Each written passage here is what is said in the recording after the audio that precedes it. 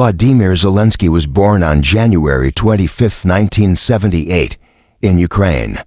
Back then, Ukraine wasn't an independent country, it was part of the Soviet Union, just like Russia.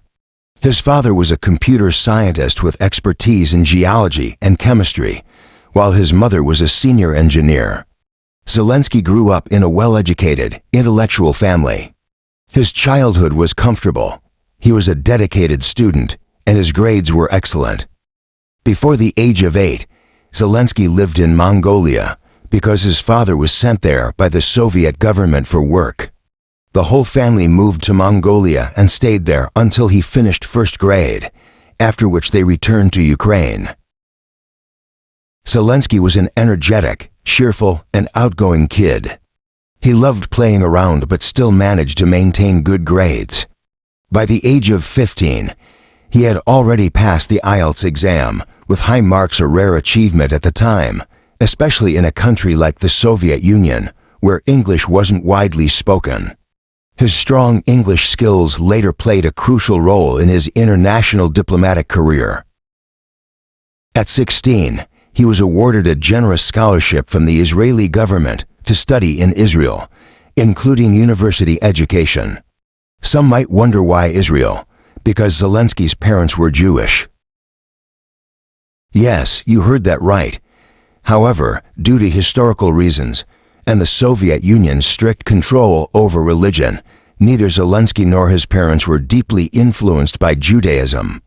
In fact, Zelenskyy himself never strongly identified with the religion. Though he later attended some Jewish-related events in Israel, it was mostly for diplomatic reasons. Ultimately, he chose not to study in Israel and stayed in Ukraine instead. He later enrolled in the National Economic University of Ukraine, majoring in law, and graduated with excellent results. Ironically, despite his law degree, Zelenskyy never worked a single day as a lawyer. First, because he had a deep passion for the arts, performing on stage gave him far more joy and fulfillment than working in law. Second, as he grew older, he became disillusioned with the legal system in Ukraine and the post-Soviet states. The fairness and justice he studied in textbooks seemed impossible to achieve in real life. Corruption, bribery, and political influence made fair trials almost non-existent. So, he decided to dedicate himself entirely to performing arts. During his first year of university, he joined the school's arts club and frequently hosted cultural events. Later, he entered the famous KVN comedy competition, a highly popular Soviet-era show where teams competed in comedy sketches and stand-up style performances. The competition was broadcasted across the Soviet Union and was loved by millions. Zelenskyy and his university friends formed a team called Kvartal 95 District 95. Their performances stood out because they weren't just funny, they also satirized the dark side of society, making people laugh while reflecting on reality.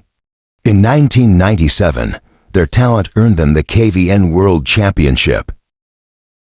This victory made Zelenskyy a rising star across post-Soviet countries, opening doors for him in film, TV, and entertainment. In 2003, Zelenskyy founded Kvartal 95 Studio, which produced numerous hit movies and TV shows. Over the years, he wore many hats: actor, director, screenwriter, producer, mastering them all effortlessly. By the time he entered politics, he was already a household name in Ukraine, with both fame and fortune.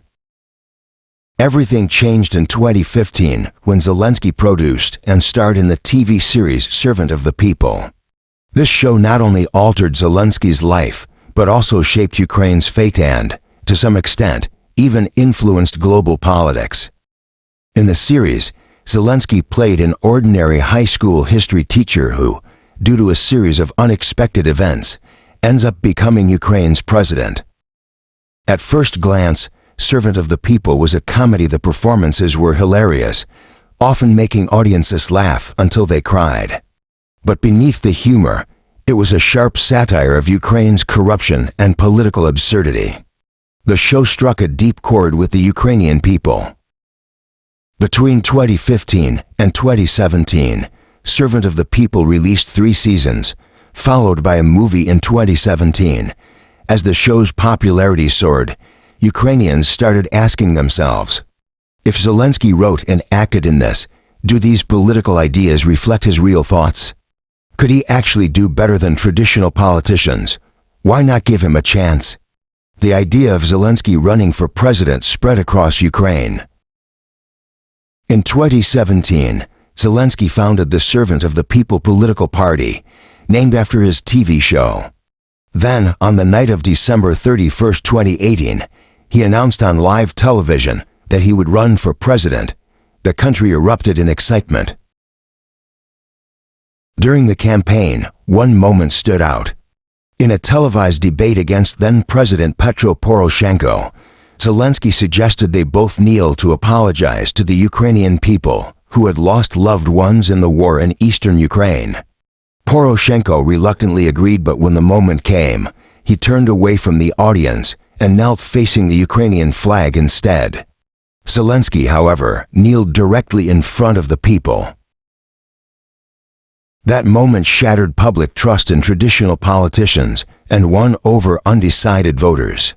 Zelenskyy won the election with a record-breaking 73% of the vote. The world was stunned. After taking office, Zelenskyy focused on fighting corruption, dismantling political monopolies, improving wealth distribution, and boosting Ukraine's economy. The challenges were enormous and progress was slow, but overall, things were moving in a positive direction. Then, on February 24, 2022, everything changed. Russia launched a full-scale invasion of Ukraine. The world watched as Ukraine endured immense suffering and loss. The war continues to this day.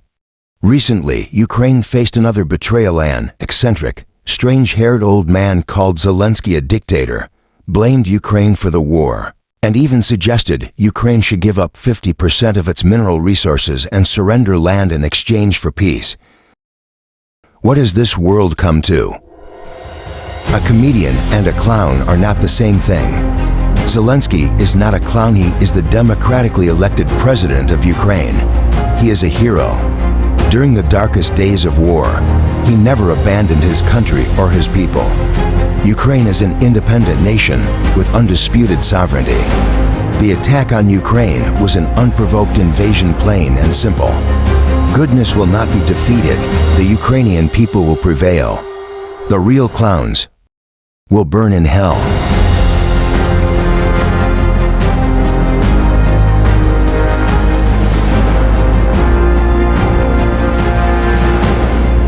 Hello guys, thank you so much for watching. And one more question. If you are Mr. Zelenskyy, what would you do? Do you got any great idea for this situation? Thank you.